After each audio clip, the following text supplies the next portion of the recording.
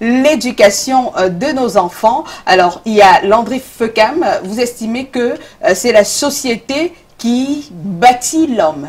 Oui, avant d'arriver au thème, je vais dire que cette thématique me parle énormément parce que je me suis donné pour combat de valoriser la jeunesse, de travailler en fait pour une jeunesse assez plus consciente et active, pour un progrès assez considérable pour cette jeunesse qui déjà le regard n'est plus assez considérable par rapport à nos aînés. Et donc par rapport à la thématique qui est liée à l'éducation des enfants, donc parler d'impact parents ou impact société, je vais bien d'ici convoquer Jean-Jacques Rousseau qui dit que l'homme naît bon mais la société le corrompt, justement pour appuyer cette thématique, d'où ma posture. Alors, donc vous ne partez pas de votre intime conviction, vous partez de l'intime conviction de Rousseau. Oui, c'est-à-dire que je ne vais pas banaliser quand même l'ensemble des études qui ont été faites sur la thématique. Voilà pourquoi est-ce que je convoque des personnes qui ont essayé de penser avant moi. Mais il y a des personnes qui ont pensé autrement. Oui, tout à fait, on ne va pas le dire. Mais voilà, j'invoque une citation qui appuie ma thèse. Et pour parler de ça, moi, je me mets sur la défensive en disant que la société, avec tout ce que ça comporte, si on prend la société sur un aspect assez géographique, c'est-à-dire que tous les éléments qui peuvent renfermer ce qui constitue toutes les espèces d'influence, à savoir l'église, à savoir l'école, et tous les lieux, que ce soit rue ou quoi que ce soit, ont un impact réel sur l'éducation de nos enfants aujourd'hui. On n'a qu'à voir comment est-ce qu'à l'extérieur ces jeunes se comportent. Vous avez relevé au début de l'émission quelques entraves qu'on rencontre tout le temps, en fait, d'actualité, que ce soit Yaoundé ou Douala ou les autres périphériques. La jeunesse aujourd'hui est assez lésée en termes de société. Elle est assez lésée parce que, en termes de concept de socialement libre, c'est-à-dire qu'à chaque fois qu'un jeune se retrouve hors de son contexte familial, il est à l'extérieur, il veut s'affirmer, à la quête d'une identité. Donc, il veut s'affirmer pourquoi? À la maison, on le confine? Pas qu'à la maison, on le confine, on ne va pas le dire ainsi. C'est-à-dire que la maison a une certaine donne, une certaine façon de façonner le jeune. Une fois à l'extérieur, il fait contact avec plusieurs autres personnes. Et le jeune, donc, à ce moment, a besoin d'un repère en termes d'identité. Il retrouve plusieurs groupes, comme je l'ai parlé des sphères d'influence, c'est-à-dire l'église, l'école. En fonction du milieu où il se trouve, il y aura un certain impact sur sa personne. Et donc, la quête de cette identité fait en sorte que le jeune, s'il n'est pas au préalable inculquer certaines valeurs, il se trouvera en quelque sorte être en train d'être influencé par ses camarades et autres. D'accord. Alors, Rouli Kentash, vous par contre, vous nous dites que ce sont les parents qui façonnent en majorité l'éducation des enfants. Aline, je suppose que si vous m'avez invité ici, c'est parce que vous êtes conscient que l'un de mes combats, c'est le combat de la construction des prochaines générations. Parce que moi, c'est une passion pour moi. Et donc, je pense qu'il faut être clair. Il faut être clair. Un enfant ne descend pas d'un arbre. Un enfant, il vient d'un papa ou d'une maman. Ça veut dire quoi? Ça veut dire c'est de la responsabilité de ceux-là de guider l'éducation d'un enfant.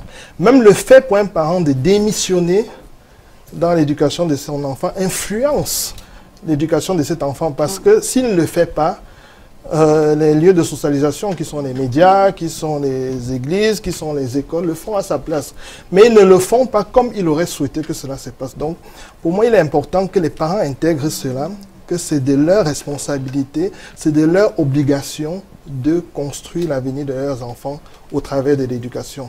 Donc, pour moi, il est indéniable, c'est le parent qui doit influencer l'éducation de son enfant. Alors, est-ce que vous pensez que ça dépend du profil? Je veux dire que du profil familial dans lequel on se trouve. Je veux dire que l'on soit, par exemple, dans une famille traditionnelle, c'est-à-dire une famille où il y a le papa et la maman. Est-ce que c'est dans ce type de famille traditionnelle que vous estimez que, voilà, forcément, l'enfant sera influencé par l'éducation de ses parents? Déjà, parents ici, ce n'est pas automatiquement le père et la mère qui ont façonné l'enfant. Le parent, c'est une figure tutélaire qui se place dans le parcours de l'enfant. Ça peut être son grand-père, ça peut être son oncle, ça peut être sa tante, ça peut être... Donc, c'est une figure tutélaire qui le fait. Et donc, si cette figure tutélaire-là ne fait pas sa responsabilité dans le cadre de l'éducation de l'enfant, c'est clair que d'une façon ou d'une autre, influencer si ce n'est pas automatiquement en bien,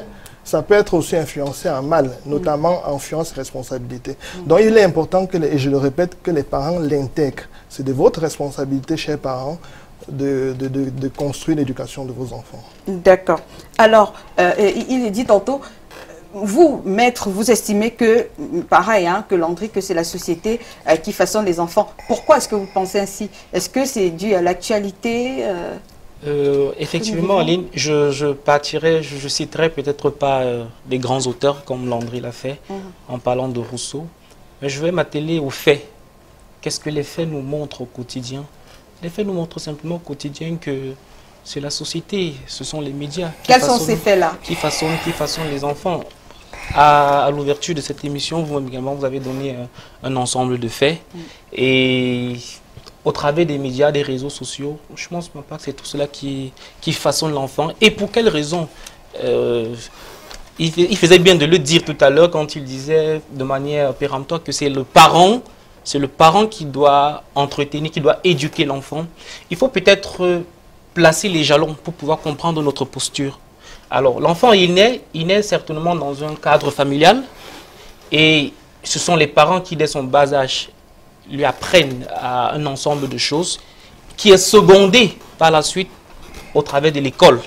Donc, de manière globale, voilà les deux entités, en fait, à qui est-ce qu'on a confié l'éducation de nos enfants. Les parents, ils nous éduquent et l'école nous travaille, nous enseigne à être des bons citoyens.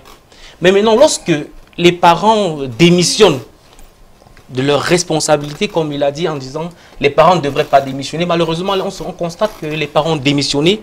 Et quand les parents ont démissionné, il va de soi qu'avec avec l'essor des médias, les réseaux sociaux et tout ce que cela comporte, les médias ont pris le dessus, les médias ont pris le relais face à ces deux entités traditionnelles. Et aujourd'hui, la société, en fait, l'éducation de l'enfant est prise en otage par les médias et les réseaux sociaux. Alors, Karine, dites donc, comment est-ce que l'influence des parents est-elle perceptible dans la vie des enfants ou des jeunes? Oui, avant d'arriver, j'aimerais rappeler une chose, le comportement des enfants est beaucoup plus influencé par un facteur qui est le facteur de socialisation. La socialisation qui est ici, l'intégration et l'acquisition des normes sociales. Vous avez deux types de socialisation. Vous avez la socialisation primaire et la socialisation secondaire. Dans la socialisation primaire, vous avez la famille qui est la première cellule éducative, dont les premiers acteurs ici sont les parents. Vous voyez donc que dans une famille chrétienne où vous avez une maman qui est pieuse, qui prie beaucoup, qui parle tout le temps des versets bibliques, l'enfant aura toujours tendance à déporter cela lorsqu'il sera en compagnie de ses camarades, ou encore une famille où vous avez une maman qui est radine, qui n'aime pas donner, partager, l'enfant aura également cette habitude de le faire. Vous avez ensuite la socialisation secondaire où vous verrez le milieu scolaire. Le milieu scolaire et également les pères. Les pères ici, c'est quoi? Ce sont les amis, la compagnie, les lieux de fréquentation. C'est également les médias qui vont impacter sur l'éducation des enfants. Vous voyez également plus tard le milieu professionnel et les milieux associatifs. Donc, pour revenir, je dirais tout simplement que la socialisation primaire a beaucoup plus un impact plus avancé que la socialisation secondaire. Donc, il revient en majeure partie aux parents. Parce que les parents sont les premiers garants. Et il faut noter que l'éducation, c'est beaucoup plus à la base que ça se passe. Et tout petit, les enfants sont avec leurs parents. Donc, si à la base, ceux-ci ne prennent pas l'effort d'inculquer des valeurs et surtout des règles à ne pas franchir aux enfants, ceux-ci vont complètement dérailler et se retrouver en train d'être éduqués par nos chaînes de télé ou encore les nounous. Malheureusement, c'est ce qui se passe de nos jours. Alors, dites-nous, est-ce que vous pensez que, puisque Karine parle tantôt de parents qui partent à la base, qui éduquent à la base les enfants et tout ça, est-ce que vous pensez que, enfant, on a le temps de recevoir ce que le parent a dit avant d'être prêt à sortir de la maison? Est-ce que vous pensez que ça a véritablement un impact, ce que le parent dit à l'enfant avant qu'il ne parte de la maison, pour l'école maternelle par exemple?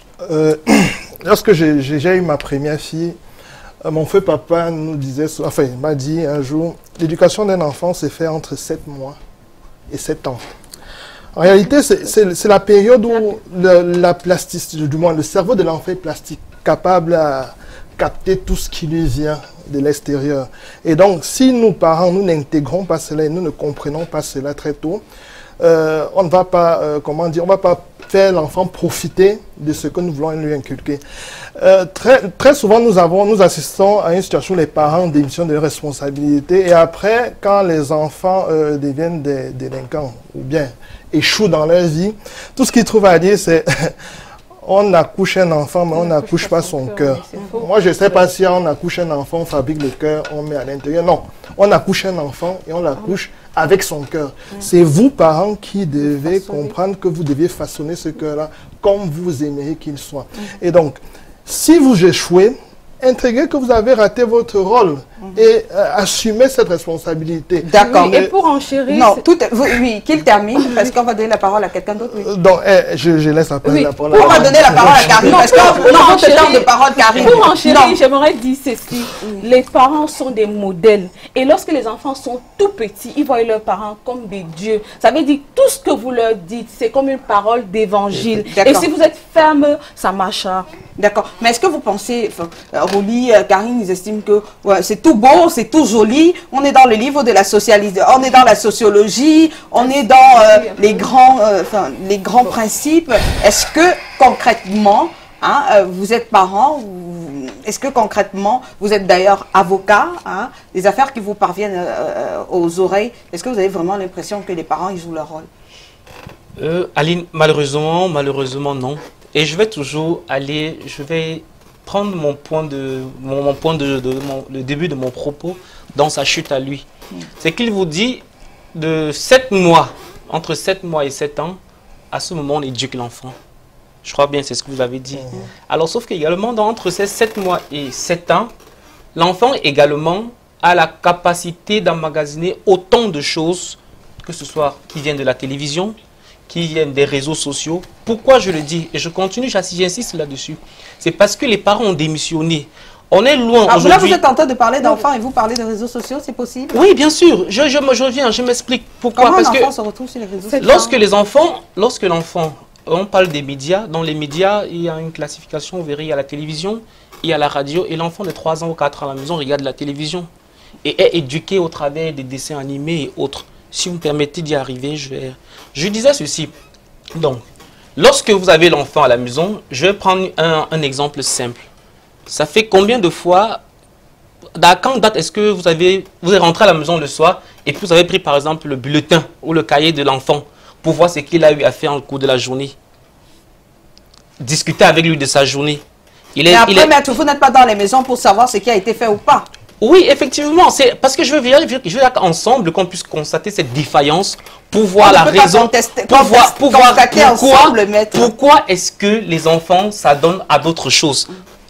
Vous voyez un peu? Peut-être vous parlez de votre cas à vous. Non, c'est des cas, vous avez dit par exemple, lorsque nous recevons des cas, celui qu'on met entre guillemets délinquant, qu'on a une cause comme ça qu'on défend, et puis lorsqu'il vous raconte son histoire, il va toujours faire comprendre. Bon, vraiment, on est désolé de dire comme ça et que les parents pensent qu'on les jette de la pierre, mais il va toujours faire comprendre en fait qu'il n'a pas bénéficié de l'attention de ses parents. Ceux-là qui étaient en charge de son éducation, quelque part, ont eu des défaillances. Sur le plan familial, ça peut être un divorce qui s'est mal passé et qui a traumatisé l'enfant. Ça peut être un ensemble de choses. Aujourd'hui, on court tous les jours pour la recherche du gain quotidien. On n'a plus le temps, on n'a plus assez de temps pour s'asseoir avec l'enfant et lui dire qu'est-ce que tu as eu à faire en journée, qu'est-ce qui s'est passé de ta journée, qu'est-ce que. Alors que c'est avant nos familles, les anciens en fait, nous avons grandi dans ce genre de famille où le parent, malgré le dur labeur, venait quand même à demander qu'est-ce qu'il y a eu à jouer à l'école.